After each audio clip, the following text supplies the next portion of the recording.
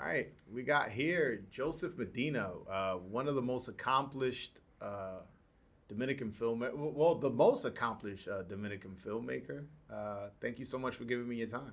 Hey, thank you for the invitation. No, you produce movies like Nueva York, a Dominican classic. It's known as the highest grossing Dominican film, and you had a part in that. But before we get into all the films you've made, I want to get into your story as to how you got into the world of film. You were born in the Dominican Republic, right? What part of the Dominican Republic are you from? Bani is a small town, like an hour away from the capital. Okay. So talk to me about Bani back in the 80s and 70s. What was it like then? It was a small town. Everybody was like a family. We knew each other. We have a group of friends.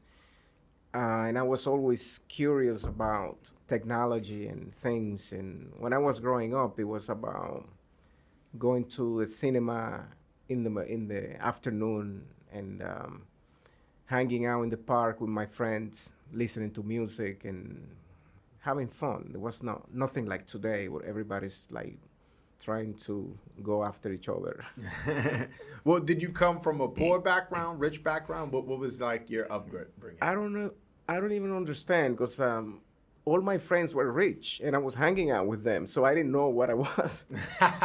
Like all the richest people in my hometown were my friends, so they used to take me everywhere. So I never knew what poverty was because I was always hanging out with them.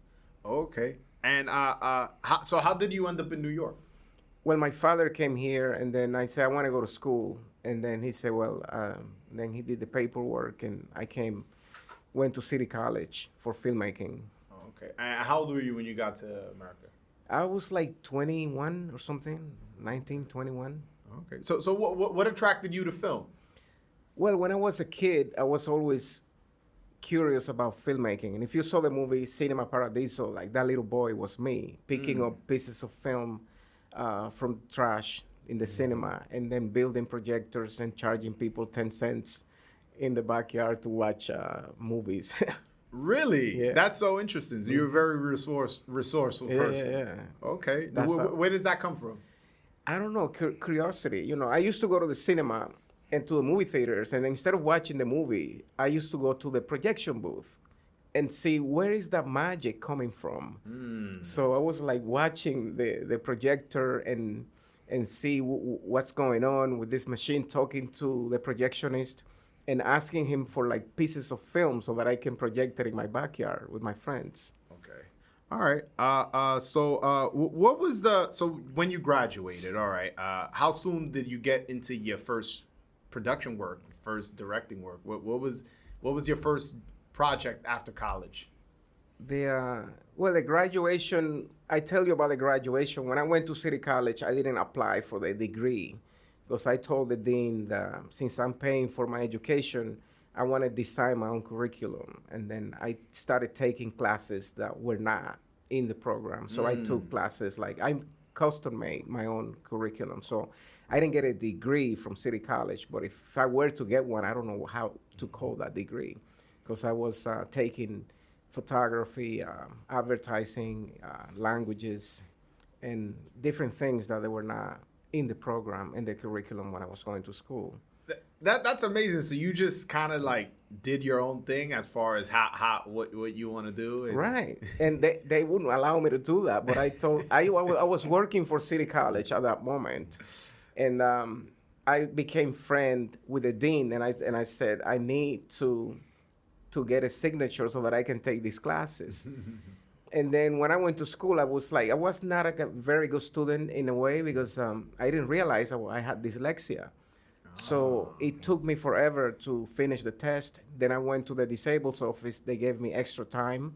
And that's when I started getting good grades. That's so interesting. So a person with dyslexia becomes a successful producer in the future. That's interesting. What adjustments have you made to deal with this, I guess, condition? Or you want to refer to that? Well, if I read, sometimes we have a screenplay reading, and I tell the people I can't read. It's like, what do you mean you can't read? It's like, well, if I read out loud, I would make mistakes, and then I said, no, have somebody else read the screenplay and I'll just watch. And then when I do my work, I have to. I had a friend at City College that he used to proofread my paper, Orlando McAllister. He used to proofread my papers because I used to make a lot of typos and mistakes. And then the teacher would say, you have very good imagination, but you're making all this, what's going on? And then that's when a friend, a classmate, she told me, oh, maybe you got dyslexia. Go to the disabled office and they will give you extra time. And then I didn't know what that was. And it's like, well, you are confusing words and your spelling is terrible. You know, it's like, okay, I can't spell anything. And then I realized that a lot of people like Steven Spielberg, Albert Einstein, like some people have the same condition. And I said, it's because I'm thinking ahead of, my brain is faster. So what I do is like, if I'm doing something, I have the other me, I call it, do the thing first. My other person is like I'm getting out of myself and doing things.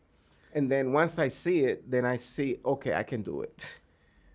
That's so interesting. And Jose could maybe, you could chime in. Don't I say that I'm somewhat similar to that? I guess maybe you diagnosing me over here. Sometimes I have just a lot of ideas and they come to me and I call him and sometimes he calls me and tells me, you got to slow it down, focus on this, this, that. You want to comment on that? Yeah, it's like building blocks. It's one step at a time. And sometimes he is working on the sequel before the first one is done.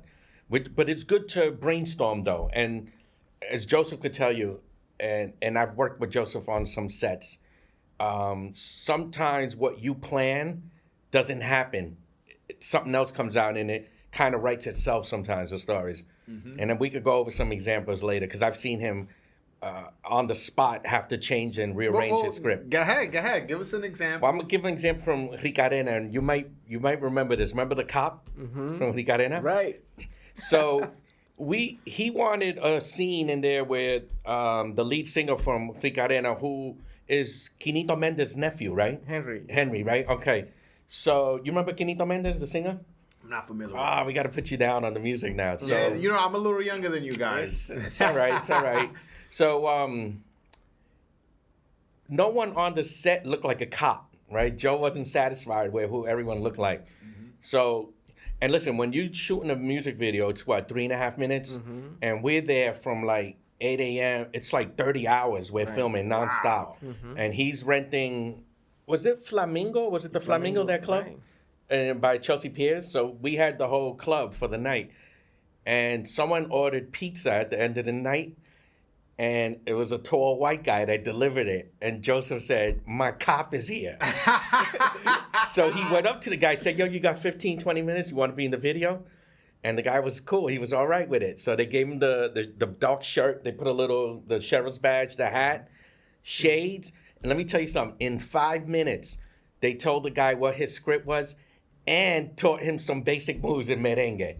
Wow. And you can see him in the Ricarena video at the end. He's dancing with the Ricarena guy. So it was great the way he wanted to do this, couldn't do it, went from plan A to plan B to plan C, back to plan A, all on the shifter on the fly. So you got to be able to go a lot of ways. Yeah, and I think part of that you see in the movie Nueva York, where, he has a lot of ups and downs and he keeps making adjustments. And that sounds kind of like something you were good at. Making adjustments on the fly and stuff like that. Yeah, definitely. I've seen it in action. Yeah. The movie Nueva York was, according to IMDb, is the most financially successful Dominican film.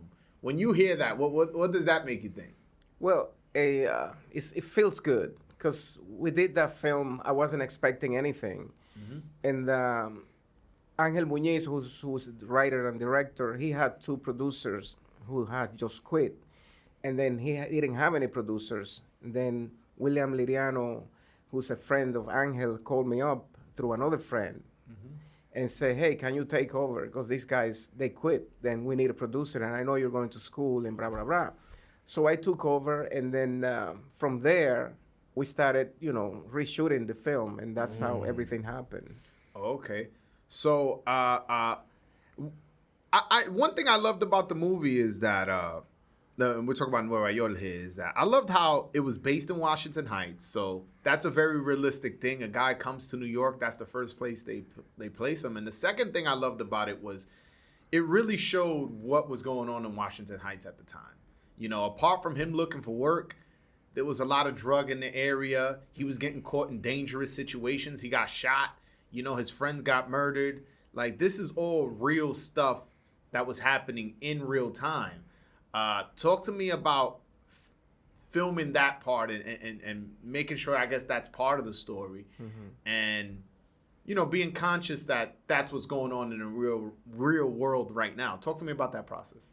Yeah, the movie was based basically on Angel Muñiz's experience when he was living in New York. He said he saw all those incidents happen, and then he started writing about that. So when we were shooting the film, most of the time I was in the office because we didn't have a lot of money to have producers on the set. And I would come to the set when we ran out of film. I had to run to City College and chase my professor with a purchase order because I was getting 15% discount. Wow. And then run to Kodak and then buy the film, and they're waiting for the film to shoot 10 minutes. You have to spend like $1,000 back in the days. Wow. Okay. So it was like one take and that's it. No second No take. mistakes. Everything is one take or maybe a pickup, but like everything was moving really fast when we were working on it. So I know that there's Dominicans in New York and there's Dominicans in Dominican Republic. Was there, what was the reception like of the Dominicans in New York, and what was the reception of the Dominicans in Dominican Republic? Was it different or was it about the same? No, it was about the same. When we went to the Dominican Republic to the premiere, and it was like a major event. We had the president and like Leonel Fernandez was there, and Really? a whole bunch of people. Before he became president, he was there. So it was at the Hotel Jaraguas, and it was huge. And then they even broke the doors in the cinemas in DR to get in to see the movie, because it was like everybody wanted to go in and see the movie at the same time. So that was like the first Dominican blockbuster film, I would say. Wow. What was the feeling like when you, because you mentioned you didn't know what was going to come of it, and now you're seeing people break down doors, future presidents. Maybe you didn't know he was going to be president at the time, but you know, I'm sure he was a politician at the time attending it. It was El Hotel Aragua. Talk to me about that feeling. What was that like? Wow, I had a piece in that. Right. You know, and the beautiful thing is that when we started making that film, I guess the original budget was like $85,000, and according to the numbers, they're like $5 to $6 million in the box office. Now, we don't get to see that money because, you know, it goes to the distribution company and all that. But to be part of that, I didn't make that much money in the process, but after that film, I started getting a lot more work for doing other projects. So it opened doors for me. Yeah, no, that's amazing. I wanted to ask you, who is Dawn Summer Muñiz? Who is she to you? Because at the end, that was Angel Muñiz's wife. She Okay. was one of the producers on the film, oh, all the okay. co-producers. All right, only because she, you know, at the end of the movie, it says special thanks to her, and I Yeah, was just like, she was Angel Muñiz's wife. okay. Is he still with us? Or? No, Angel Muñiz is in the Dominican Republic, but they're not married anymore. They're divorced. Okay. All right. Maybe I'll get an interview with him one day. Oh, sure. You could even call him, and I have his number. You could do a Zoom call or whatever. Oh, that'd be nice. So maybe I'll go to Dominican Republic. Sure. I gotta take a trip out there. Yeah, he has a film studio there. Interesting. And you guys keep in contact? Yeah, sure. We talk, yeah. What's he doing there? Does he doing films? He does films, but he's renting his production studio to independent filmmakers. And we could see his films here? Like, are they getting Yeah, distribution? most of his films are online. They're online. Okay. Okay. Yeah, he should maybe get involved with the Latino Film Festival. I know I've been there. You've been there? Yeah. Okay. We just had a film last year, a short film. Yeah. What was the name of it? There was Latino Chronicles with Victor Urion directed it. Okay. So it was on the HBO Film Festival. Okay. All right. You also after the film Nueva York, which was a major success, you released a Search of a Dream. Mm-hmm. It was the first ever SAG Spanish film to be shot in America. Yes. it's a pretty big accomplishment. Talk to me about that. Yeah, well, we were making that film, and then Ulysses Terrero, he was the casting guy, the casting director of the film, and then he got Lauren Velez, Camar de los Reyes, and Elvis Nolasco to be part of this film, and Which is big. Lauren Velez was top notch back then, yeah. Okay. And Elvis Nolasco is like a major actor right now, making a lot of series and Netflix, and he's also directing now. Wow, that's so interesting. You pretty much worked with a lot of people before, or met a lot of people before they blew up. You mentioned these guys. You mentioned Leonel Fernandez. Jennifer because, Lopez. When we did the premiere for In Search of a Dream, I go to the Ziegfeld theater, and then you see people like Oscar de la Renta is there, Jimmy Smith, and then I said, wow, the Barrio Boys, all these people are there, like hanging out, and it's like, wow. Yeah. Jennifer Lopez too. You knew her before she got she was in Living Color at the time. Yeah, but she had a small role in Living Color. It wasn't like She was pretty known though already. Yeah, she got known very quickly. Yeah. Oh, okay, all right. And one thing I found interesting, and maybe Jose, you can get into it as well. But you produced a lot of music videos, like Obsesión, La Aventura. That was their hit song. That was the song that blew them up. Right. And you produced or directed the video? I produced it, wrote it, directed it, edited it. Wow. Talk to me about that accomplishment of, this group that was not known, at least not to me, I'll say that. And their first major hit, you have a huge role in it, Well, how did you discover that? What was the process? Talk to me. That was a friend of mine, Julio Cesar, who was the manager at the time. And through Premium Latin Music, Julio Cesar hired me to make the video. And the first video we made was Cuando Volverás. That was the first Aventura video. We shot it on 38th Street on a rooftop. And that was the first music video that was around. And then after that, we did Obsesión. Obsesión was the major hit, And I remember we're doing the behind the scenes, and I said, I don't want to be on camera.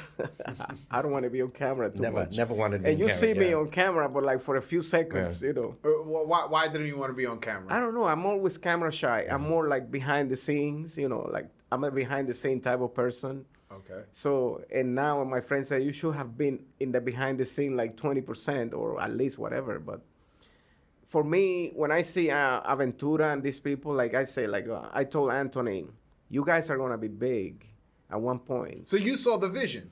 Yeah, when we went to do the Obsesión video, we went to Tape House, this production company.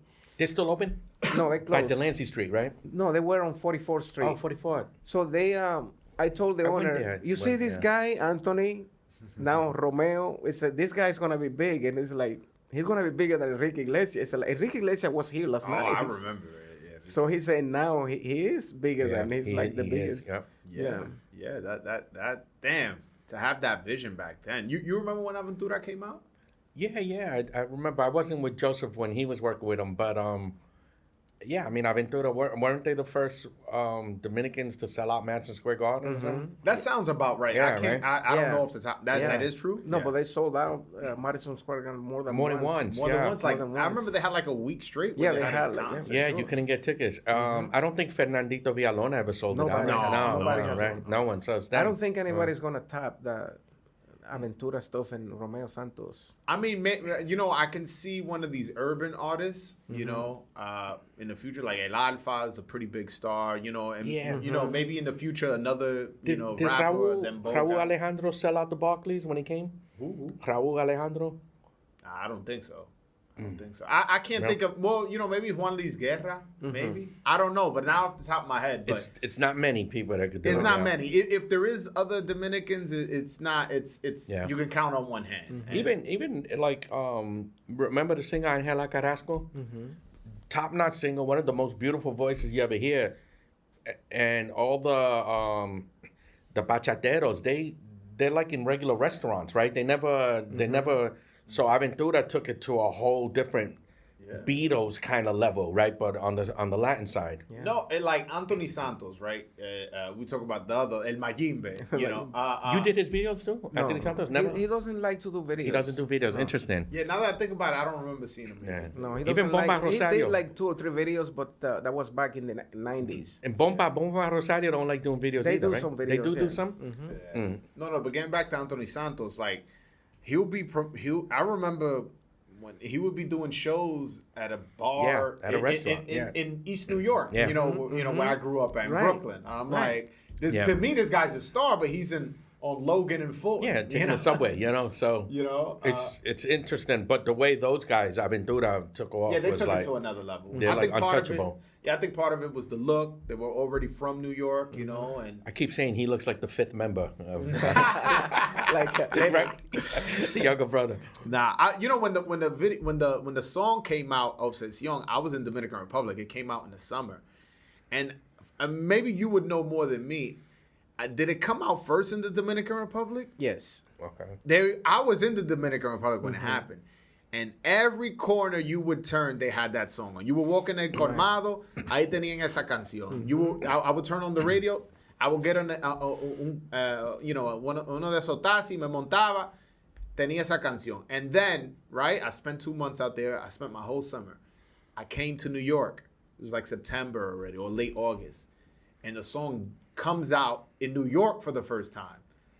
And I'm tired of this song now because all I did was listen to it in Dominican Republic. And now this song just came out. And everybody's like, you heard this song? I'm like, I'm tired of it. Yeah.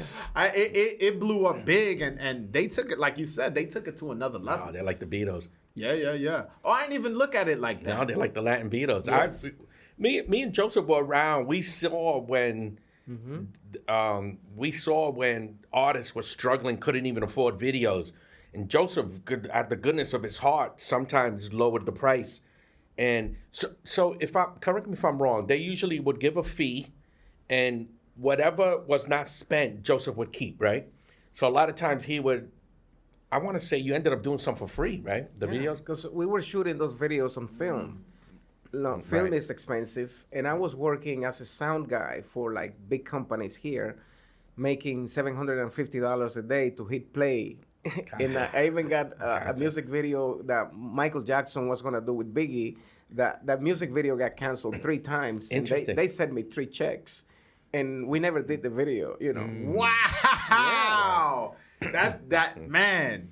The fact that you had the opportunity to do that would have been big for you. Right, and then cleaning up, I threw out the stub, the check stub. It's like, wow, I should have kept you that. didn't catch check, it? Oh, the stub. Oh, the, he yeah, cashed it. He No, I just- cashed yeah, it. yeah, just the stub, the receipt. Right, and I said like, wow, that I could have framed that stuff Yeah, by really. now. You know, Michael Jackson and Biggie. Michael Jackson and Biggie. so that song with 3 times cancellation, and then I was learning with these big production companies. I did playback for like Salt and Pepper and Mike Geronimo, Mona Lisa, and Little Kim. I was working with big companies back then, so I was learning from them. And when I did those music videos for the Latinos, I took some of the crew from the big production companies to work with me. So they were getting like $1,500 a day to do wardrobe. I said, I don't care. I just want you to work with me. So I wasn't making money, but I was making high quality projects like Proyecto Uno, Pumping. You know, great it was like videos, a $65,000 Budget, music yeah. video budget, but I did 3 music videos for the price of 1. So I was just doing it, Why do it at such a discounted rate? Why do it at cheap? For me, it was just creating quality. I was concerned about the quality, not my profit. And then because I did that, I got more work. Because when I was showing my reel, they saw the quality of the work. And You I were got just more. padding your resumes. Right. Well, So that's Go what ahead. it was. I think he's padding his resume, but I also think he's generous by nature. And I'll tell you how I first met him, right? So they used to, was it called the Learning Annex? Was that what it was? Yes. So they used to have these little booths out all over the city, right? And it was a lot like Masterclass, that you see Masterclass now on the internet. But it was in person. And I was trying to get into film, and I went and I saw this lady. I don't remember who she was, but I remember her films. And you would get like 5 minutes after the master class to speak to them. So I told her who I was, the elevator pitch, right? Told her who I was, what I was working on, what I was interested in. And she said, I see. And that was it. The next class I went to was Joseph Medina was the guest speaker. And I told him almost the same pitch. And Joseph's answer was, why don't you come down to my office? So that shows you the different type of person and access and generous he was. And I took him up on the offer. I went to his office, and I mean, I wish I was still going to his office. I don't know why I got pulled away, but and I even got my sister involved. Remember, I had my sister coming involved. Definitely. So, and next thing you know, we're sitting next to Wilfrido Vargas, and that was such a big deal. Remember when you got the boom? Right. That was such a big deal. So the boom was you could get the aerial shot. You could probably do it with a drone now, right? Oh, the crane. The crane. That was such a big deal to close the street down. And you had to get it on the first shot. And it was like 18 below zero, remember? Gosh, these guys didn't care about weather, hour, time, nothing. But anyway, so yeah, I think he was looking for his resume, but I also think he's just generous by nature. Yeah. He's one of the few guys that it's like, I don't know, maybe because all the rich people treated you like one of them. Probably. And maybe he treated everyone like that, yeah. Now he's one of the rich people. I hope so, yeah. Well, it's funny you talked about your resume. I want to get into all the music videos, the artists you've worked with. You worked with Celia Cruz. You mentioned Wilfrido Vargas, Fulanito, Proyecto Uno, Elvis Martinez. These are big names in the Latin community. Yeah. And you don't have to mention which ones, but for the most part, with these artists that I mentioned, these were the artists you were speaking of that you were giving discounts to. And wow, that's amazing. So you have influence in somewhat elevating their career. You have like a fingerprint. Yeah, I guess so. Because for me, it was more about quality. You see, sometimes they will say, well, I don't have that much money for that music video. But I wanted to shoot it on film. I wanted to just go and use Hollywood equipment and the best talent and directors of photography to work. So I was cutting my rate, like he said, to give them quality, Wow, that's amazing. First time I hear something like that, because usually, you can be a nice guy, but business is business. For you to have working on movies like Nueva York, the highest grossing Dominican film, and working with you mentioned these huge artists, Little Kim, and you got 3 checks from Biggie and Michael Jackson and stuff like that, but then going, all right, Fulanito, Aventura, nobody knows you. I'm gonna do it for you. It shows like what he said, your generosity. Yeah, because for me, it's I'm not a businessman. I'm more into the arts. You're creative. Yeah, so if I have to do something, it doesn't matter how much it's gonna cost. I just want to give you the best I can give you, and then because of that, I keep getting more work. Yeah. That reminds me also of me. I'm pretty sure he's told you I'm the voice of Dominican boxing. That I'm known as that, and a lot of time yo tengo el movimiento de boxeo dominicano, and not all the time am I making money and stuff like that. Right. And I always say el dinero va a llegar cuando llegue. Of course. The money's gonna get there when it gets there. Right now, I'm building something. I'm building a movement, and I'm doing it more out of love. And the fact that I'm doing it out of love, I feel like I'm gonna get paid 10 times, 20 times. What I'm supposed to, just because what I've invested is just organic and natural. And I feel like that's where you've had success. A lot of it is organic and natural. Yeah, you're doing the right thing, because the passion has to come first. Because money, you can't do anything with money. If I lock you up in a room with $1 million and you have nothing else to do, life is not how much money you make. It's the passion that you have to live your life. And then once you do what you love, you're not working. You see, I haven't been working in 40 years because I don't work. What I do is not work. When you love what you do, it's not work. Yeah. And that's what you're doing the right thing. Yeah, I wish I could. I read an article. I wish I knew the journalist who wrote it to give him credit, but I'm not sure if you're familiar with this boxer named Floyd Mayweather. Yes. Yeah, so he's known for being very flashy with his money. I remember reading an article about him, and it was like, Floyd Mayweather's so poor, all he has is money. That's right. Yeah. That's right. I know a lot of people like that. Yeah. I have a lot of millionaires friends that they don't know how to use the money. You see, Tell them invest in Dominican boxing. I know somebody that might invest in Dominican boxing. Yeah? Adrian Agramonte, one of my producers, he has a passion for boxing, so I'll get you in touch with him. Yeah, please do. Because Please that's do. his passion. He was doing that in New York. What's his name? Adrian Agramonte. Was he the one that was involved with Jose Barret? He was doing a lot of stuff, yeah, back in the day. Agramonte sounds very familiar. If he was involved in the boxing scene, was it in the 90s? Was he involved In the 90s. 80s, yeah, 90s? 80s and 90s. All right. Well, if he was involved in the boxing scene in the 90s, my dad most likely knows him. Oh, yeah. Yeah, and anybody who's Dominican. I'll get you was- in touch with him. Yeah, please do, because Yeah. I have there's this guy named Rohan Polanco. He trains over in Springfield, Massachusetts, and you can jump in on this, Jose, as well. I really think Dominicans, we finally got a superstar. I feel like, you know, Boxing, yeah. I feel like a lot of times people go, oh, you know, Dominicans don't support boxing and stuff like that. Oh, And a they lot- do. They do. Dominicans are. Ooh, No, they don't. They have a They don't reputation. support it. Yeah. Yeah, we That's ha- what they. That's the reputation they have. We Yeah. know it's not true. But they love boxing. Yeah, we know it's not And true. the boxing is one of the things. It's like Yeah. one of the sports that is, has more fans than any other sport. Yeah. Yeah, but I one of the things I always tell to people is like, well, you want Dominicans to support some guy who's fighting. His record is 33-4. He's fighting a guy who's 40-0, and is like, we kind of know who's gonna win, and you want us to support him.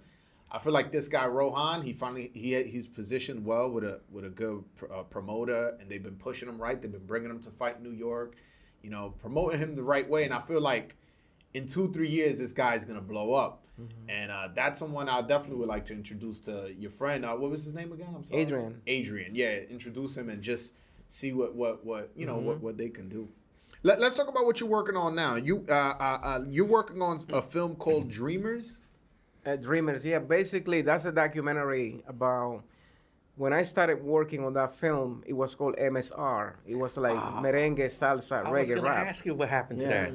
Okay. So yeah. what I've done is I'm turning that into a project called Dreamers because it's about a movement with the musicians coming together in the neighborhoods and recording music together. Because usually the media portrays Latinos and Black fighting, and in this documentary or film, Yeah. I show that that's not true working because together. we work together Yeah. everywhere. Like you go to a recording studio and you see we're working together. So it's not like we hate each other and we don't get along. Yeah. I'm really interested in it because when I was with Joseph, MSR posters were everywhere.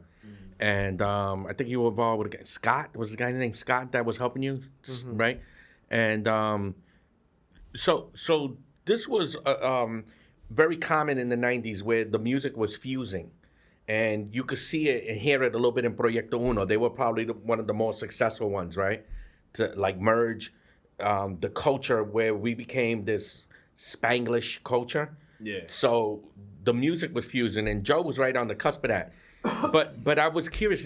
So MSR was never completed, Well, because you see, what it was supposed to be a film. right? We went to a company. I'll tell you the story. Okay. We went to a company called Image Entertainment, and they offered to produce the movie for $1.5 million. But they say, we need another director. And I said, no, you're not going to make it without me. Right. And they said, we need to recast. We need to get like Diego Luna to play George. And I said, no, because this is a Latin film. And they were like, no. So what they did, they took my script and made a Hollywood movie. What was it? It's called Dance With Me with Okay. Cheyenne and Vanessa Williams. Yeah. And that movie, I said, how come they made that movie so similar to my script? And I Right. said, Wow. then I went to the DGA, the Writers Guild, and Yeah. I said, like, can I get the date when that screenplay was made. was submitted? And they said, we can't disclose that information. I said, like, wow. Okay. And I knew they took it from me because I had a quote that says, MSR was the Saturday Night Fevers of the 90s. I remember that in quote. one yeah. That was magazine, like the they tagline. wrote for Dance With Me, the Saturday Night Fevers of the 90s. They used Like, the same what? tagline. And I knew it's like, wow. That's right. When I'm working now, this is my computer right now. Everything is here. Nobody So can hack it. I don't write screenplays. The way I make movies, I just write notes. Okay. And the screenplay comes naturally. Okay. You see what I'm saying? Because if you're making a film, you say you're writing a film, right? You're making a movie. We want to. We're working on it. We want to. We haven't started yet. Yeah, though, I don't really. want to talk too much on camera about it, but yeah, me and Jose, we're working on producing a documentary. Yeah. Because one of the myths that people go, if anybody's taking film classes now, forget about all those books that you have read before. Because they say in a screenplay, 1 page is equal to 1 minute. That's of exactly screen what they time. say. Yeah, And 90 that's pages. not true. So people who are writing films, they write a film and the movie is like 10 hours long. So when you go into the editing, they're like, well, we need 90 minutes out of these 10 hours. So for me, that's not the way I work. I know that if a scene takes place in X amount of time, you don't have to write it that Gotcha. way. If you say Peter and John are having an argument, how long is the argument? Mm-hmm. What's the pacing of the argument? Or if you say Mary and George are dancing, for how long? The Indians attack the fort. Right. So you say how long? For how long do they fight? Or if you say she walks down the hallway, for how long? So whoever is writing films about 1 page per minute, that's more for television sitcoms. Gotcha. Okay. Because a sitcom is more like a play, so it has a timing, it has a rhythm. In film, there is no timing. You create the timing. Because sometimes in films, you don't have to talk. True. It's the silence that make the film, you know? So for anybody who's trying to make a film, don't follow that rule. Interesting. That rule doesn't work. Do you consider yourself an artist? Because it sounds like you paint pictures. The way you talk about when you're describing your process of making films. For me, it's like I'm a visual guy. I don't use words that much. Okay. I can paint. I have an imagination. And when I see a film, a movie is supposed to be an international piece of art. So if you use language, you That's kill true. the process. Yeah. That's why when you see Chaplin, Yeah. and now everything came back. Because if you see Instagram and everybody's making silent film, Interesting. and they're using subtitles to communicate. Because when you do a joke, then you could post it on Instagram, but there's no dialogue. So you get more views because people can relate to that. All over the world. Yeah, but if you just talk, then it's like, what's going on? Nobody knows. Okay. Do you use storyboards though? If you don't use script, do you use storyboards? What I do is I use references. Like Okay. I use comic books and whatever reference that I can get. Is that harder for the actors to work without a script, or is it easier? It all depends on the actor. Gotcha. Because some actors are trained to memorize. Right. Right. And all they do is memorize and deliver. I don't like that. Gotcha. You want them to feel the character. I don't not like so the much actor just memorizing like a lines. robot. Okay. No, I don't like Interesting. lines. Okay. I say like throw out the screenplay. Just don't do anything. Okay. When we were shooting a film in Panama, With El Rampa, General. with El General, Yeah. we were shooting a film, and I told one of the actors, we're gonna rehearse the scene, and the scene is that you're talking to your wife, and then you say this and this and this and that, and then let's rehearse it. And I told the director of photography, shoot it, and then Nice. he started roll camera, Okay. but the actors didn't know. So when I say, okay, that was good for a rehearsal, let's move on to the next scene. It's like, we got the scene. You got it already. Yeah. Because the pressure was off and Yeah. it's more organic, it's more natural. It's, Right. I got you. So I want to go back to Dreamers. So you have all that footage still from the 90s, and you digitized it and everything. Yeah. Does it lose quality when you? Oh man, it looks so beautiful. Does it? Nice. Oh my God. Nice. That's I gotta show you amazing. that. Okay. Yeah. Yeah. That's But I great that can't you cut have it. all of that. I can't cut it. I have to find somebody else to do it. What do you mean you can't cut it? What do you mean? No, because I'm in love with the footage. Oh, so you So- want to you- keep everything. Yeah. Directors shouldn't be editing their films. Interesting. Okay. I've been trying to edit that film for 30 years. It's getting longer, actually, I right? can't the film. do it. That's funny. I want to circle back to the MSR thing. Merengue, salsa, Rap. reggaeton, Rap. There was no reggaeton back then. All right. We right. call it reggae rap for the R, you know. For the R, right. All right. There was Well- reggaeton. What's just starting out? Underground. But probably not even yet. Playero. Yeah, was the Playero first. stuff Yeah, was- that, yeah. To me, the first time I heard reggaeton was Playero. yeah, that was the movement Yeah, back right. Yeah, then. exactly. Yeah. And maybe Big Boy in Puerto Rico. Yeah, Puerto Rico was. Yeah, I'm yeah. not familiar with him. Yeah, but so it was rap, merengue salsa rap. I got you. And the logo was all over his office, MSR. All right. But I wanted to focus on the merengue and salsa part, and I'll add bachata too, if you don't mind me. I feel like there's no new artist, you know, and I don't understand that because there is a demand for it. You go to the club up in Dykeman, you're gonna hear merengue, you're gonna hear salsa, you're gonna hear bachata, but it's Anthony Santos, it's Fran Reyes, it's you know Fernandito, it's you know Gilberto Santa Rosa, Hector Lavoe. It's not nobody of like, oh, you know, the guy, you know, the best salsa singer. What's going on with in the music industry that I feel like there's a demand for it, but there's no movement, no push for it. Do you know anything about that? Yeah, what happens now is that we don't have record labels, and record labels were like factories. Let's start a record label. Yeah, record labels were producing things. Yeah. Now, if you say, what's the latest album from any singer, they don't record anymore. Okay. They only do live shows. But before you had record labels that were recruiting new artists. Yeah. So now if you say, how come you don't have like a young merengue band? Because nobody's investing on that. Okay. Like Ralph Mercado had Ralph the label, Mercado, yeah. Accordion Records. New York RMM Records, yeah. They had different labels in New York that they were recruiting new singers. But now we don't have that. So everybody's a producer. People are working from their bedroom, Right. making music. But when it comes to promoting that music and taking it to the radio station, that's a different level that independent producers don't have that power Right. to do that. Okay. And that's why you don't see new. There's a lot of new guys out there, but they get lost in YouTube. Oh, okay. No, yeah, I know that there are people, but it just seems like, for example, Fernandita Villalona was a star. You know, this guy was a rock star. He couldn't walk down Washington Heights. There's nobody there's no equivalent to that now. You know, there's no.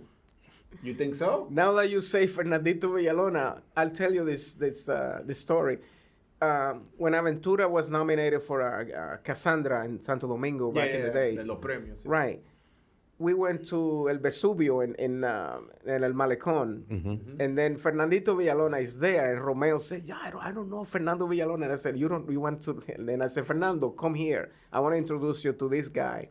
And then he said, "Oh, el Mayimbe." And Fernando Villalona told Romeo, "No, you are the Mayimbe." You know? Like, yeah, that was the first time they met. That's cool. So he didn't know who he was. He didn't know him personally. Oh, he never met him personally. Yeah. Oh, okay. All right. Yeah, no, I would love to see specifically bachata make a comeback as far as new artists. You know, obviously, you know, you got the same guys that maybe could release an album or a song and maybe it'll get some spins, but I want new bachata, new salsa, new merengueros to come out, and hopefully, you know, this goes somewhere, and record labels hear that there's a need for it. And yeah, maybe we have to create a talent show to find out the new talent. There is a guy named Hiori that sings bachata, Dominican guy who used to be in the 24 Horas, that group. Okay. And he's doing his thing. He travels all over the world, but he needs a major push to get to the next level. So how do you get on the radio there now? How? Well, you know how the radio works. The radio is like it's advertising. You know, they call it promotion. You know, to get on the radio, you got to go with a briefcase. Gotcha. Take your briefcase and then play this song 20 times a a bag day. Of money. Yeah. You take the promoter out to dinner and you hand the briefcase over And that's the what table. the record studios used to do. Yeah. I'm not so much sure how much radio. I mean, it's still an influence, but I wouldn't say it's less and less. Yeah, right? It's less. It's more social media now. Yeah. The radio's dead, pretty much. Yeah, and that's why they need the machine, kind of like you said, a record label where they can invest in promoting on social media, YouTube, and all that. But radio still works because when people drive, they need the radio. Right, You see, right. you need to know what's going on when you're driving. And then even though you have all these gadgets and things, you need the radio announcer to tell you how the weather, the news, and then occasionally you get to hear some new music, but not like before.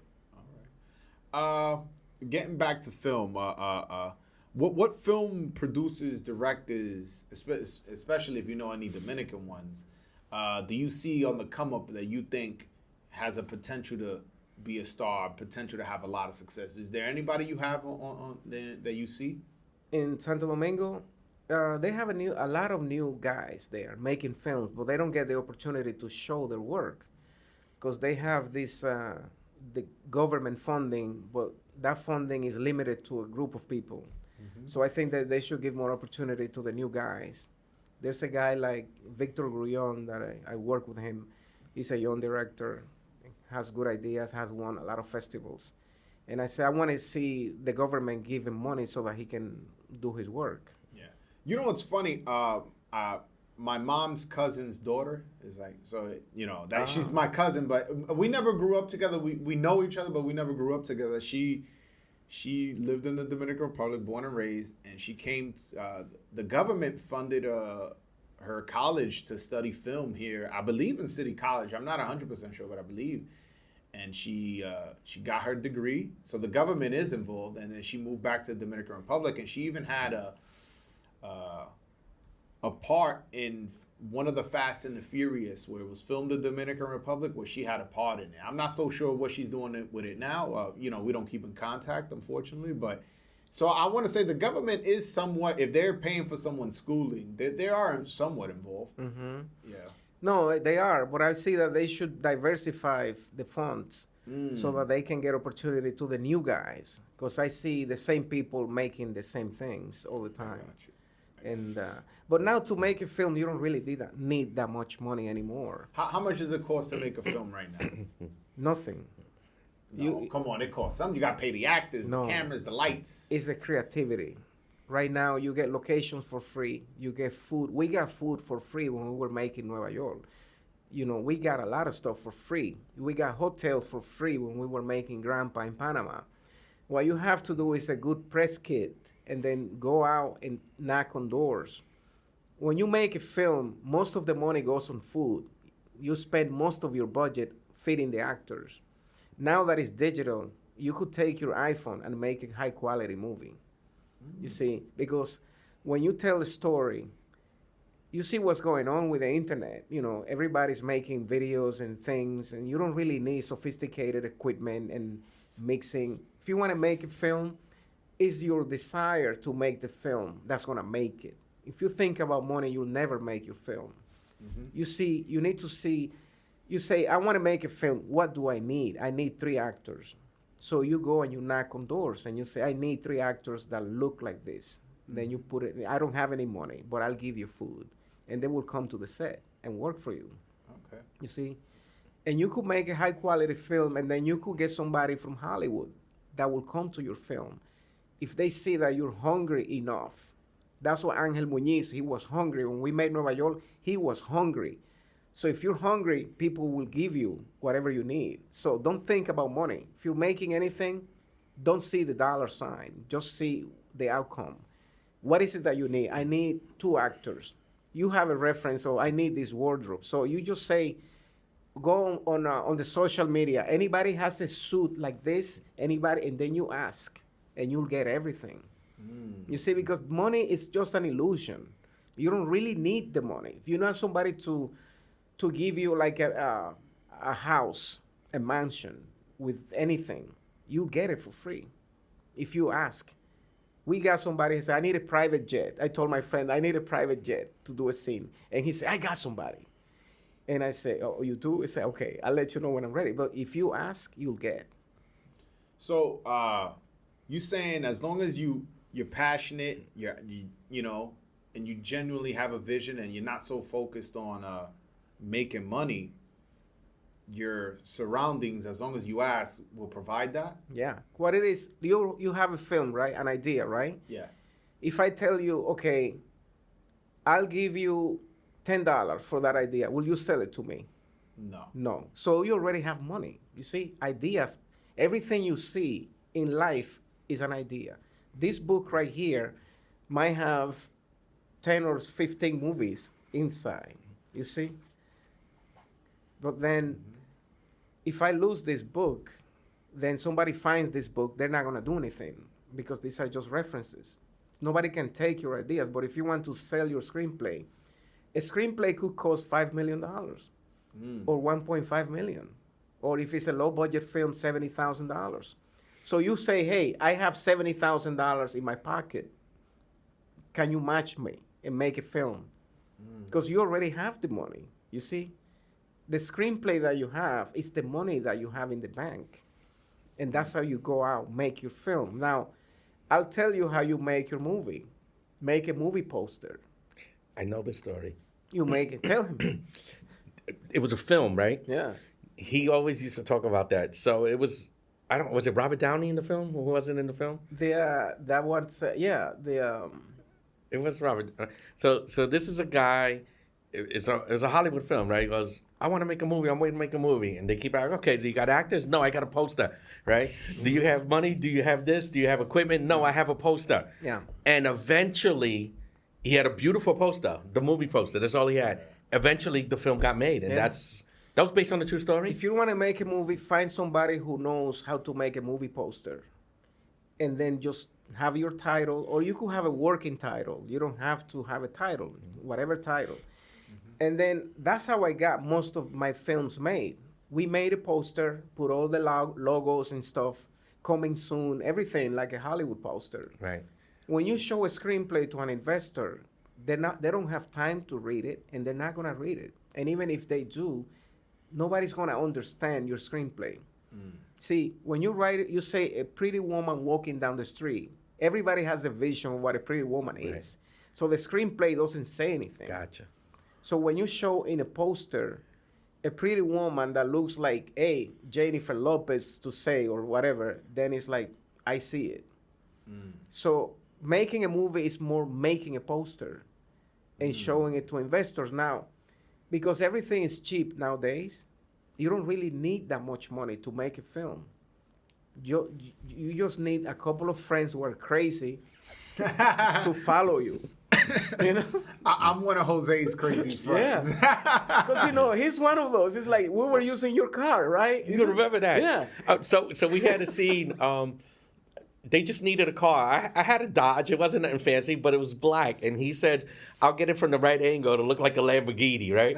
and it was in the dark. And then I was working on a construction site, so I had the round light. Yeah. And he goes, we'll use it. And I'll just, in the editing room, turn it red, and it'll look like a cop car. And it's in the video. If you pull up the video, you'll see my car in there, yeah. Right. And you had I had the whole band in my car, right? And they didn't drive it. They just were pulled over. But the lights were on. It looked like the cop, they made the light red. So, yeah, I mean, on film, it's almost like the film is lying to you in a way, right? Like no one knows Of course. all the now back-end that you pieces. say that, in the Aventura video, you see Lenny getting out of a sports car. He's getting out of the car and turning off the alarm. That car was just parked on the street. He And didn't I really told get out. Lenny, just duck and pretend that you're coming out of the car. And then when you come out, just flash your beeper, and we put the alarm sound. You put the lights out. And it looks like he's coming out of the car. Now you got to remember, he knew these groups before they were gigantic. No, So, so a lot of it was what they used to call guerrilla filmmaking. Definitely. Yeah, that reminds me of a story. There's this. He was the person who discovered Jay-Z. His name is Damon Dash. He said that him, Jay-Z, and his other partner, Biggs, they used to have a thing called. I forget what it's like. It's like all flash, no cash. So what they would do is for the music video is. You had 10,000, he had 10,000, I had 10,000. We would all give Jay-Z the money, so he has 30,000. So in the movie, it looks like that, but really, these guys are maybe struggling. It's still piecing together what they doing. But there was like, we gotta sell an image. Right. And sometimes you just gotta figure it out. And I even see some boxers do it. Some boxers, of course, there'll be a Lamborghini parked. They'll take a picture. I know that's not their Lamborghini, but somebody who's just scrolling on Instagram goes, "Oh, this boxer owns a Lamborghini," So it's funny seeing it, hearing it from the other way around. Yeah, like in movies and that's what people want to see, right? Yeah, at the end of the day, yeah. And at the end of the day, I feel like people really don't care, because you're really selling them a visual. Right. You're giving them a eye candy, for lack of a better word. And if it's real or not, sure, I think, people understand that not all movies, not all music videos, not all boxers or whoever are 100%, doing everything. Some things are just for the image and just to show. Obviously, you can't overdo it, But I feel like that's that's Yeah. creative enough. Yeah, like when we did the first concert at the United Palace with the Aventura, right? There's a church that's having a service. So the pastor is extending the service and people are waiting outside. So I take the camera, go outside, get everybody waiting online. And then in the editing, I said like, well, sold out, people are waiting, they can't get in, Nice. And then it's like, wow, when I show that to the label, they say like, what? Yeah. And it's like how you use it, Yeah. You use it, like they're waiting, they're there. So you take the camera and you start interviewing people, and then it becomes something else. Joseph, do you remember when we were shooting some videos and we needed extra women on the set? And then I would just go drive around to all the clubs. Right. You remember that? Yeah. So we needed, so I would go to wherever, Copa, Las Vegas on Dykeman, and I'll tell the girls, you could be in a free video. Some of them didn't believe, but then you'd get about 7 or 8 to show up, and he'll just cram them into like a staircase or at the entrance, and it looks like Oh, you remember that? Yeah. So it looks Right, like this. Looks like a million girls are dying to see these guys. And then you Oh. change their wardrobe and then have one group here with black and then change again to another wardrobe. Bring 3 wardrobe changes. And it looks like 19 different people. yeah. Man, I gotta stick with this guy. If he could go and rally up Oh, no, 7 he women, does- yeah. I was able to do it. That was back the only then. way to do it because That's we how didn't you have had to do it, social yeah. media. So we got to go into the clubs Yeah. with a paper and then They're get their already- information. They're already dressed up, Yeah. right? yeah, so they out for a yeah. night out, and all right, Yeah. you come, and you guys would pay them, or No, No, they would do it for the They credit. want to be in the video and they get to meet the singers. Right. really? That's Yeah. so Yeah. interesting. And then I got smart. I got the ones that were not getting let into the club. The ones like there was too many people there waiting outside. And I'm like, come on, you could be in a music video. And I didn't offer them a ride because no one's getting in the car. No one wants to do that. But I would tell them where we are and they would come down. That's We get it- that's it dope. worked a That's lot of dope. times, yeah. That's so. I guess.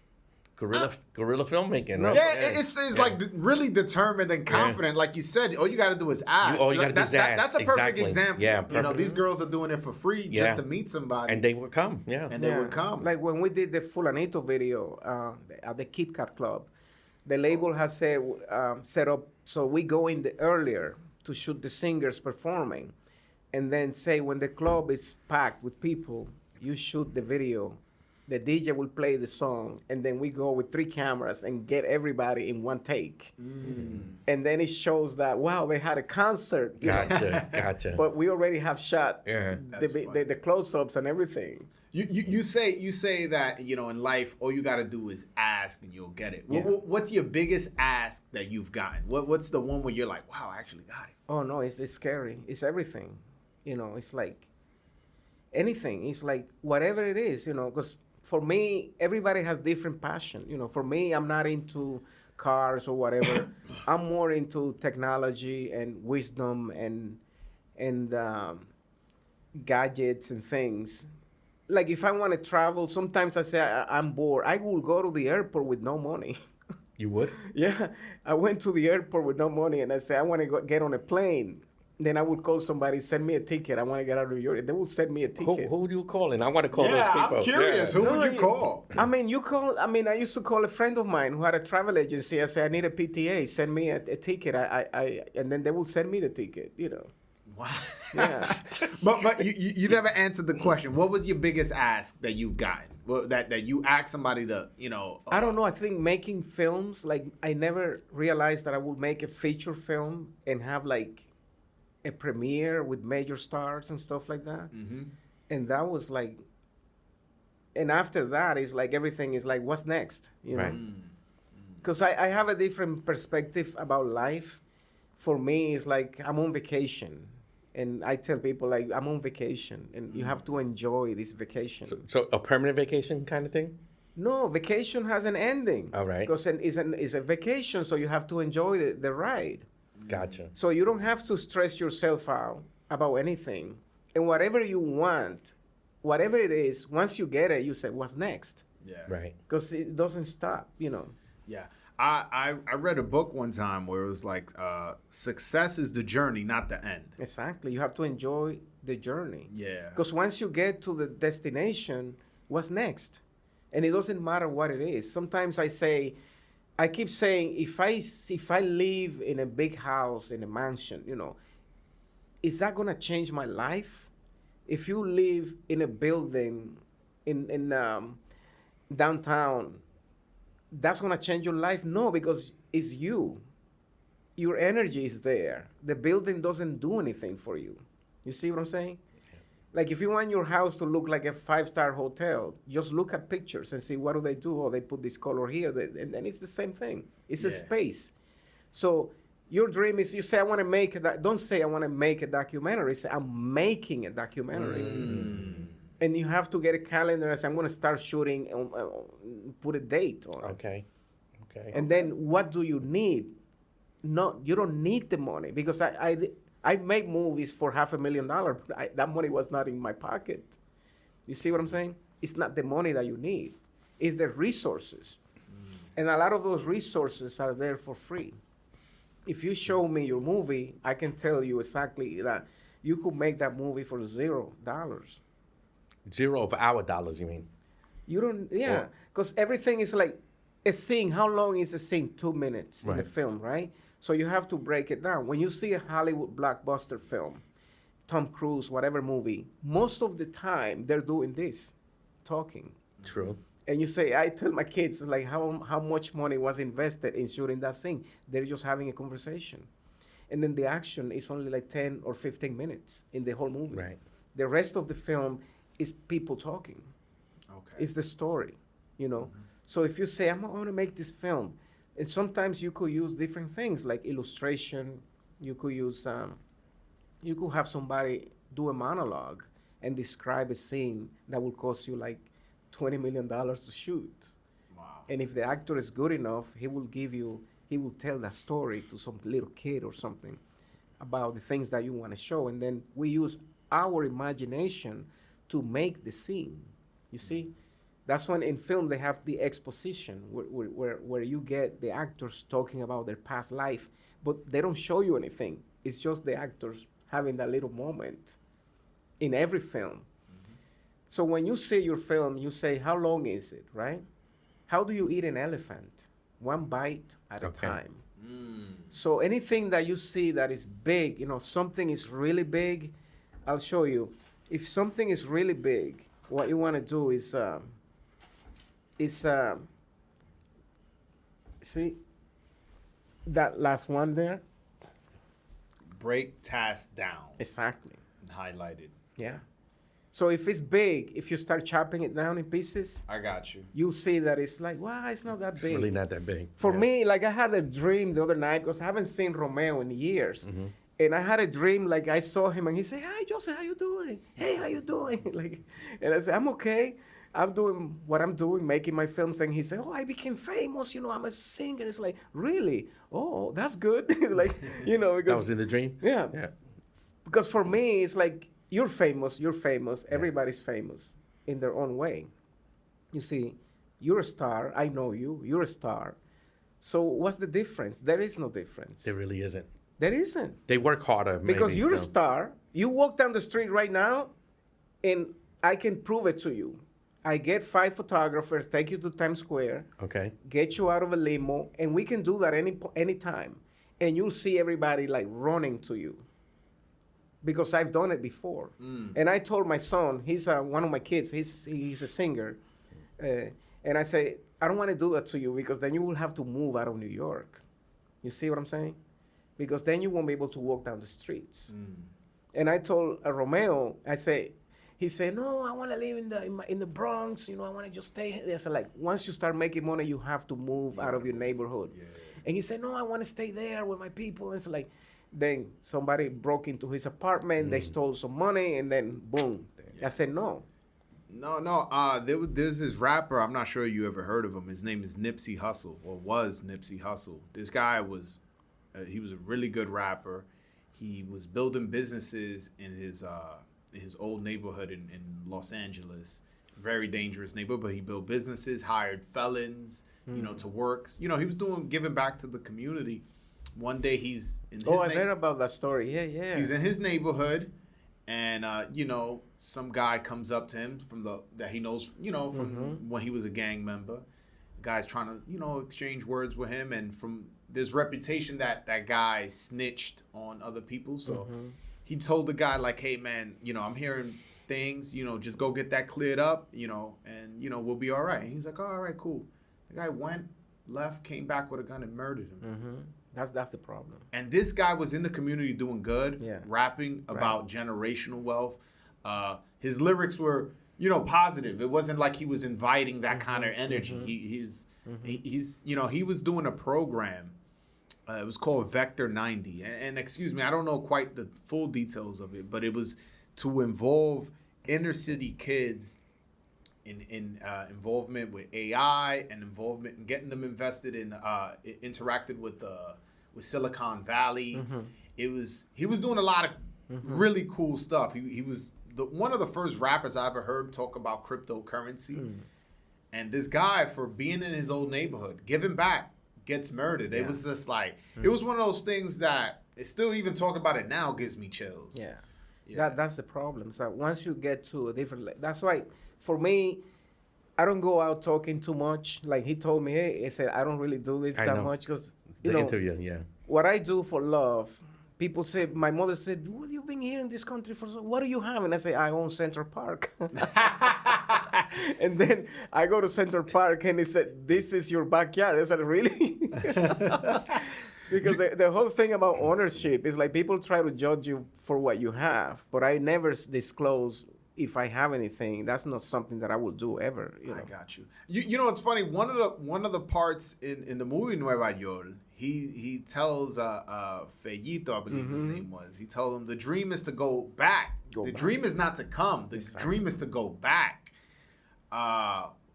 What do you think of that part of the movie? To me, it stood out a lot. It was in my notes, but we kind of veered off and stuff like that. What do you think about that moment where he tells Fellito that?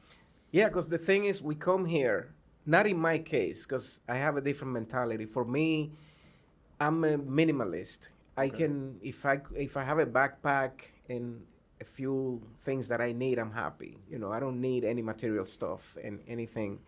I don't have that mentality. But people who come to this country, doesn't matter the nationality. We all come here looking for the big break. And it's like to come here to make enough money to go back home and build a house. Building a house is everybody's dream. It's like, I need to build my own house. That's the freedom, like every immigrant that comes here that's planning to go back is to build that dream, to build a house. But if you stay here, then you have no dream. Because you stay here, you get old, and then you're trying to wait for retirement and 70 years. Like now, how old you have to be to retire? Like 65 or so, or 70. Yeah. And then once you're that old, then you have no life. So people who come here, they just try to make that dream of making enough money to go back and build their home and have a little business in their hometown. Yeah, no, it's interesting to see when people do it, when people live their dream out. They work here for 30 years and go buy themselves a house out there and live the rest of their days over there. Some people I see have that plan, and then once they move over there, they move back. They go, I can't do it. I don't know. I'm used to the fast pace. Right. The thing is, like, when we were growing up in our countries, it was a different culture. Now, everything is different. So people behave different, and there's no trust. So that's true. Here, your neighbor doesn't know who you are, what you have. They don't care. Over there, it's different. So everybody's like looking at you and trying to see what you have, what they can take from you. And that's what creates all that problem. They want to come back because they don't feel like they belong to that environment anymore. Wow. So the dream is to enjoy life everywhere you are, because we live in one planet. It's like people say, where are you from? It's like, from where? Nobody's from nowhere. Because if we live in one planet, who owns the planet? You see? And then you have dreams, and that's what keeps you going. So if you want to make your movie, just go ahead and make it. And don't go like, oh, I don't have enough money. It's like, no, it's not the money. It's like, knock on doors. Whatever you need, somebody's going to provide it. What would you say is your biggest accomplishment? I don't know, like having my kids, I guess, because once you have kids and grandsons, that's what family, Okay. What would you say is your biggest professional accomplishment? How about I ask it that way? I'm not there yet. You're not there yet. No. Wow. I'm still learning. Like all this AI and stuff. I work with the AI, but it's like AI needs help. I'm helping AI get better. Yeah. You know what's funny? ChatGPT, I use it every now and then, the AI, and I asked it, who were the first Latino brothers to become champion? Because you have mentioned it was these pair of Dominican brothers. It gave me a different answer, and I responded. I was like, what about Carlos Cruz and Leonardo Cruz? It responded back to me saying that they weren't brothers. I've spoken to Leo Cruz on the phone. Like, you see? I know they're brothers. Yeah. I'm not asking for confirmation. I'm just, so I was just the same thing with you. I'm like, oh, they don't know everything. No, because the chat, what it is, people don't understand. The chat is an algorithm that gathers information. And it's codes. Like I took a coding class to understand how computer behaves. It's like, it's just searching from different search engines and putting pieces together. There is no artificial intelligence in there. There is no intelligence. Humans are intelligent. Computers are manufactured by humans. So if you put that information in, now you go to the chat and input the bio that and then ask the chat again, and then you'll get the right answer. Yeah, because it'll just read what you just have put to in the input internet. it. We are feeding the monster. You see what I'm saying? I got you. if you don't do it, now you have to go and say, ChatGPT, let me tell you this. And then next time you ask, boom. It's funny you referred to it as a monster. Do you think AI is bad? No, AI can help, but you need to know how to use it because you could do some harm using AI. Yeah. Like I hear Jim Rohn reading all the books now. They use Jim Rohn's voice to read every single book. And I say, wow, Jim Rohn knows more than Jesus Christ right now. Like, he knows about everything. Because now you can sample anybody's voice and then have that voice read any book. But the problem is that voice is not going to tell you a joke. AI doesn't laugh. Try to tell AI to laugh. They don't have that. Yeah. That's like a uniqueness. Like your laughter, they can't sample that. Yeah. You know what I'm saying? Yeah, AI don't got a spirit. No spirit. No, because AI is just computer. It's an algorithm putting pieces together. Well, Joseph, man, I truly enjoyed this interview. I definitely hope to have you on again. I hope to, develop a relationship with you. I definitely see a lot of value in having a relationship with you.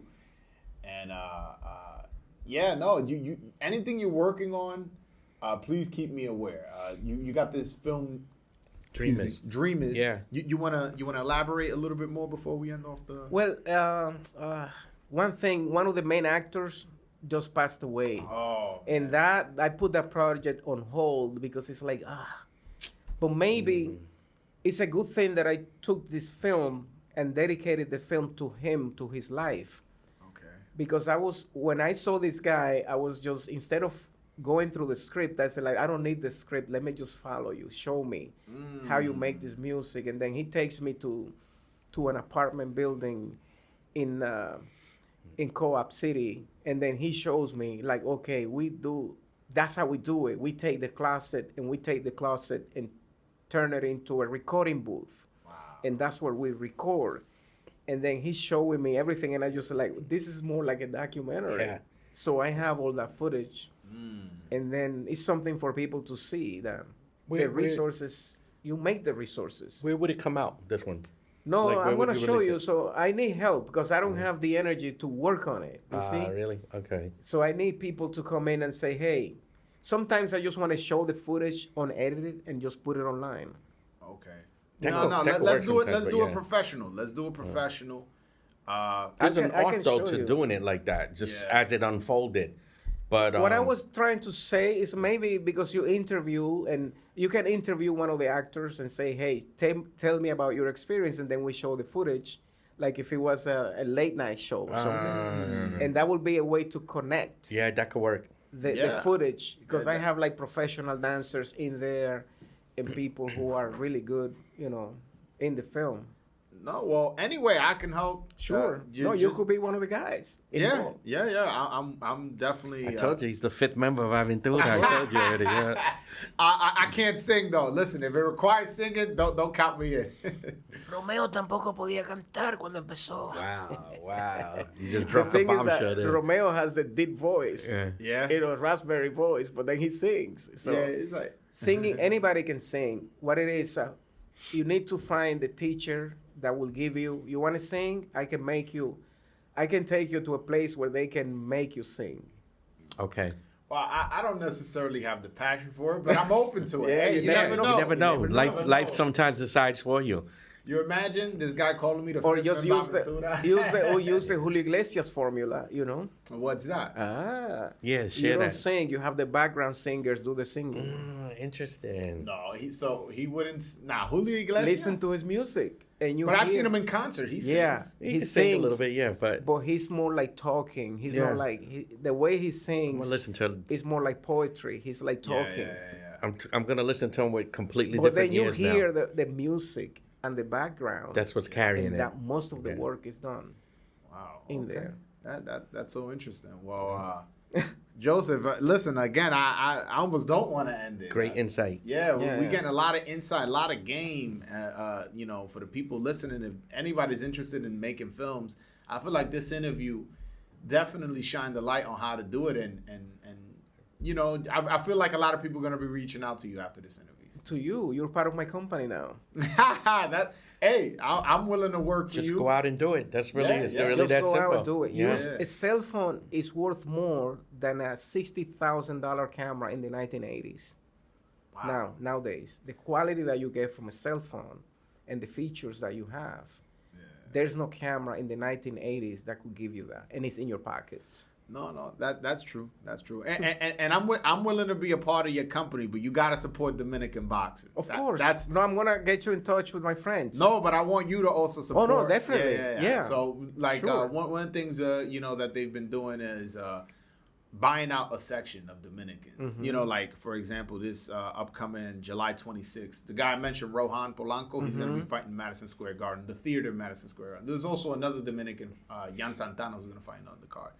And there's already a big group buying out a section. And then, I call him the captain of Dominican boxing. His name is Juan de Lomé. I told him, I tell him he's the captain. yeah, I call him the didn't know that. captain because He got he's a like, promotion. Okay. this guy. Let me tell you about this guy. This guy, I'm kind of veering off the subject, but he's a personal friend of mine. He's a So- great guy. He's one of the everyday guests on his show. So yeah, he comes up. yeah. So this is how our relationship started. I have this channel where it's the voice of Dominican boxing, and I would go live. I either would interview fighters or sometimes go live and just talk boxing by myself. And I would put the link in the chat, and I'm like, anybody who wants to come in and ask a question or make a comment, you can make a comment. And this guy would call in every time I put the link, every single time. It wouldn't be one time. And it got to the point where I'm like, man, who is this guy? He's trying to take my shine. He comes in. I try to, just ask one question. He asks 3, 4, 5 questions. I kind of didn't like him at first. I've told him this story, so he can't get mad at me. I told him this. And then after a while, I started realizing, like, yo, this guy, he's just a passionate guy. He would always have a lot of questions, a lot of insights, a lot of ideas. And he would rally up fans to go. And he got involved with one of the boxers, Edwin de los Santos. And Edwin was trying to get this big fight with Shakur Stevenson. This guy was making memes for him. He took him to Newark, where Shakur Stevenson's from, and made a video calling him out. That went viral, and then that got him the fight. Wow. So I gave him the name, the nickname, the captain of Dominican fans. Yeah, he earned it. He earned it. Yeah, he put in the Nice. legwork, and he's definitely someone who I consider very much part of the movement that I'm building, which is Dominican supporting fans. So we had went to go watch a fight in this guy Michel Rivera. He was buried in the undercard, one of the first fights. But we went. He brought like 4 or 5 people. I brought my father, my brother. It was like 7 or 8 of us. Nice. And but the stadium is 10,000 people, and there's 7, 8 Dominicans. Oh wow. And I told Juan, I was like, you see this stadium? He's like, yeah. I was like, right now it's only 7, 8 of us.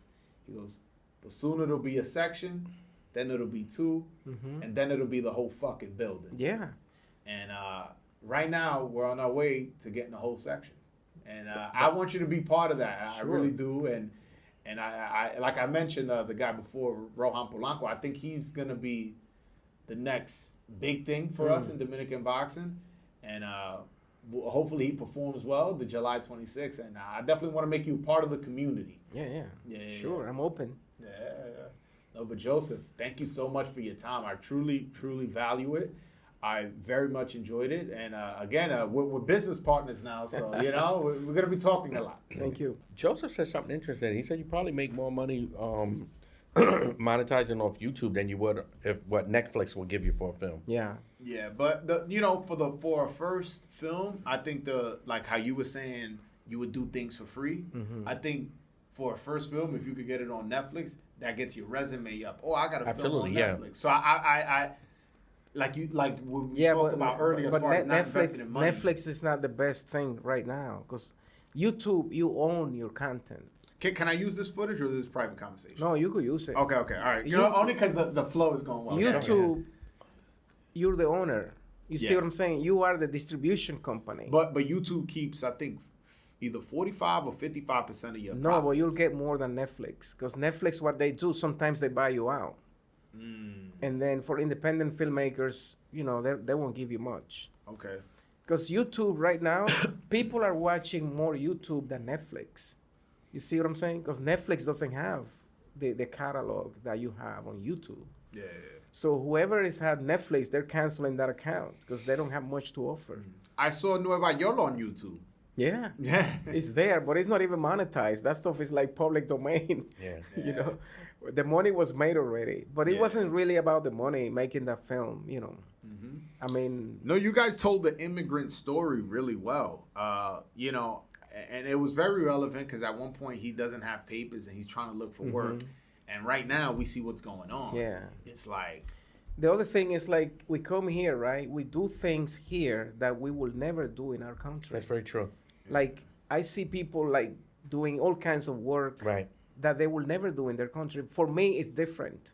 I went to my country, and in front of my mother's house, there was the water wasn't running. You know, the whole thing was messed up, and I took a broom and I just got some shorts and I started cleaning the streets. And my mother like, what the hell? What are you doing? It's like because people don't do things in their country.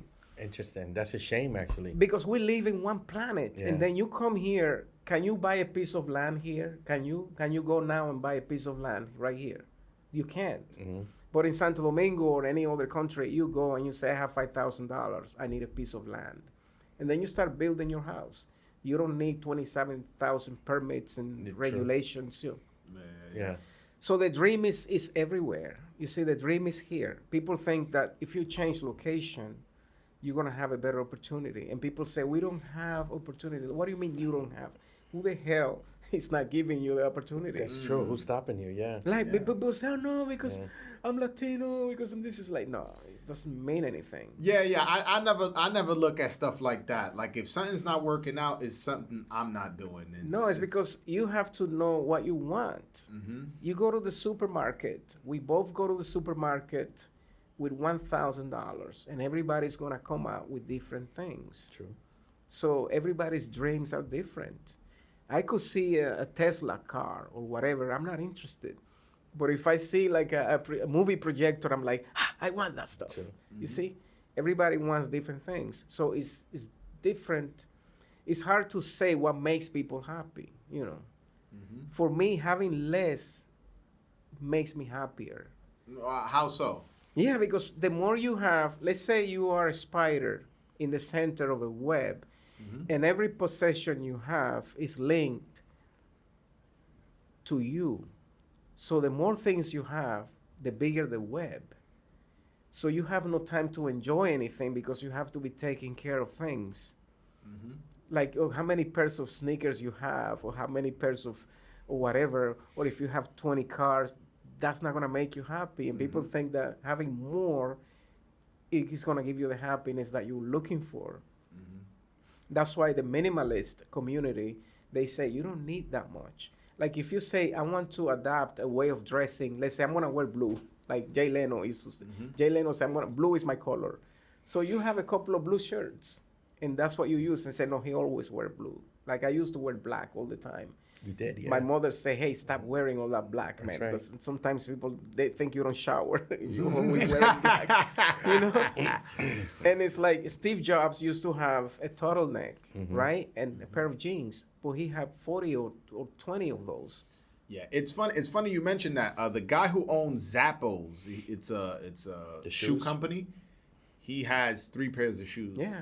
And he's worth Yeah. whatever. I don't know Yeah. how much. He's I worth used to 700 million, whatever have it is. like 27 pairs of shoes, and it's like every day I would wear, like my father used to sell shoes, and I would wear like a different pair of shoes every day, and it's like no.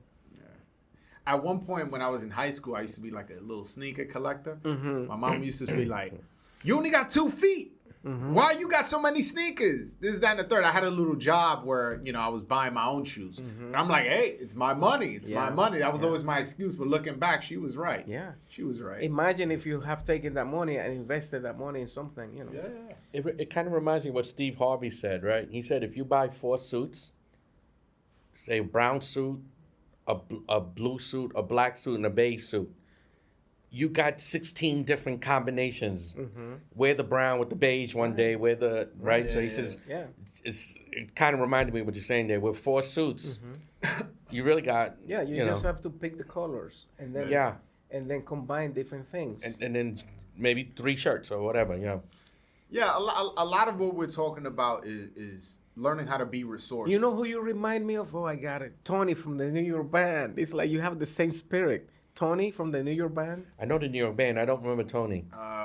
New Yeah. York Band. Was he good? I don't know. No, he's really good. Yeah. He's really No, the New good. York Band was tight. It No, was, Tony, that spirit is like, Yeah. yo, you remind me of someone. Okay. You know, All the right. New York Band. Tony, yeah, that's because good you to have hear. the same smile and the charisma. We you got to know. look him up. Yeah, look him up. He's No, you could bring him to the show. He's really good. hey, listen, I'm always interested in. I'm gonna send you his information. Okay. You know Plus- Joe Veras, the Joey Vera. Of course, I've been to Bachatero. his house. Oh, gosh, he would love to have him on the show. Oh too. yeah, Yeah, I can- contacted- No, I I can tried get it. you in touch with him. Oh, I would love that. I've been interview. to his house. Yeah, that's Wow. great. Yeah, I've been. It's funny. Me and Jose. Do you want to we've been go there? When you go there, you could go there. I can get you in touch with my friend who's. I'm packing my bags down. I'm going to show up at the airport with no you can, money, you no can ticket. go there. No, and And you I'm do gonna like a text little her. documentary about him Yeah. Yeah, I mean know, that's I a know. that's a tall or task. an interview. Whatever. Yeah, I would love An an interview, interview for yeah, sure. because me and Jose, I don't know if you remember, like I a few do. months ago. But he's Yeah. down to earth. We- Joe we- Vera is really down to earth. Yeah, we were talking about because I do primarily Dominican boxing. I but- told him, don't limit yourself to just boxing. No, Yeah, do I everything. remember. Right, Yeah, exactly. So when he told me that, he started mentioning musicians, and I was like, well, one of Well, my I favorite know a lot of bachateros. musicians here. Too. And probably because of when I got hooked up with Joseph, I always Maybe think you go musicians. interview Romeo because he lives in New Jersey. Hey, if he's willing to do it, I'm willing to do it. I would love Yeah, that. but I haven't spoken to. I can get you in touch with one of his the people. managers or something. How about Fulanito? He's in Miami now, right? Yeah, but they come to New York. They do? Yeah. That'd be great. Yeah, like Fulanito, yeah. again, I'm the voice of Dominican boxing, but I'm okay with dropping the box and going the voice of course. Dominican. Yeah, Yeah. exactly. I'm Don't okay limit with yourself to Don't one. limit. no, Yeah. one product. Boxing, Dominican boxing is my passion. I will forever be the voice and of keep that. Dominican Oh, boxing. Sure. Keep it, But you exactly. could have different shows. Yep. Yeah, I have 2 YouTube channels. Like I mentioned, I have one where it's primarily Dominican boxing. I do interview other boxers from other nationalities. It's but- funny because once I met Mike Tyson and I grabbed him by the neck. He had the neck like Yeah. this, like a bull. Why you grabbed him? Why would you grab Mike Tyson by the neck? No, because when I went to school, right, Uh-huh. Latino TV, I went to a television school, and then they said we're gonna interview Mike Tyson, and then we went to the Grand Hyatt Hotel. They were Okay. having a press conference, and Jose Torre was there. You remember Jose Torre? Yeah. He was there, and then after that we went on to interview Mike, and then I said, "Yo, Mike, can I grab your neck?" It's like his neck was like a bull. He's white. No, it's like a pyramid. It was like this Yeah. back in the I day. said, Yeah. "Wow!" And then he was like hitting on the reporter from the Yeah. school. Yeah. Like- So wait, Yeah. hold on. I gotta get to this part. You have that on footage? The footage that was from the school. I Oh, don't the know school what they footage, did with the okay. footage. No, so wait, you came up to him and you asked him, "Could you grab his neck?" Yeah, and he yeah. agreed. He said, okay. I said, "Can I touch your neck?" It's like, That's his favorite boxer, Mike Tyson. Yeah. Yeah, Mike Tyson. But he was cool. My He was like, favorite, yeah. he's telling the reporter, can we go to the movie? Can you see a Kung Fu flicks? He like Kung Fu flicks. Kung Fu flicks. Yeah. Mike is like a little kid. I Yeah, see him yeah. in interviews. A lot I of never times. met him, unfortunately, but No, he's really fun. yeah. He's like a little kid in terms of, and I mean that in a good way. You know, he has his moments, but like deep down inside, I feel like he's like a kid. Yeah. Yeah. He's a good guy. And the thing is, like, you know, he grew up in a foster home. And No, had a rough life. Oh, had he a had a rough really life. rough Yeah. life. Yeah. and then he said that guy was his father. That guy was my father. The guy who raised him. you know. Customato. Yeah. Right. No, he had a very interesting life, and he started boxing, I think at 13, 14, around Yeah. there. Mhm. And he became the youngest heavyweight world champion at 20. So in 6, 7, 8 years, he went from not knowing how to throw a proper punch Unbelievable. Yeah. to One of the best I've ever done it. yeah, Like, and that record of him being the youngest heavyweight world champion, I'm coming on camera to say that'll never be broken. Never. I never say never, but Nah, I'll even say if never. someone breaks it, you can't take anything away from him. 20 years old. At 20 years old, you know what it is to be the heavyweight world He champion, earned it. He earned it. and then becomes I could talk all day about Mike Tyson. I'm a big fan of his. I'm a big fan. Nobody 92. Here's your book on its way. Oh yeah, my man Larry, who's a big supporter of my channel, because I get paid through super chats when I go live. People send money. He was sending a lot of money one day, and I told him I got him on a free shirt. And Jose even threw in that he's got a free book for him. So Nice. He's your biggest fan, it looks like. Yeah, he's he- dying to see an interview of you. Yeah. he's What's his honestly name? I don't know him. his name but is he's- Larry. His name Oh, is Larry. Larry. Oh. Yeah. He's honestly one of the reasons why we doing this interview. Really? And I'm He glad told me because it's that. good to put us in touch. Yeah. Yeah. No, it's a lot. It's so he's the voice of Dominican boxing, but they're not just interested in boxing. And for some reason, we've spoken about you a few times on his boxing shows. Yeah, Yeah. so he asked a question about you, and I wasn't too familiar with you. I was familiar with Nueva York, but not with you specifically.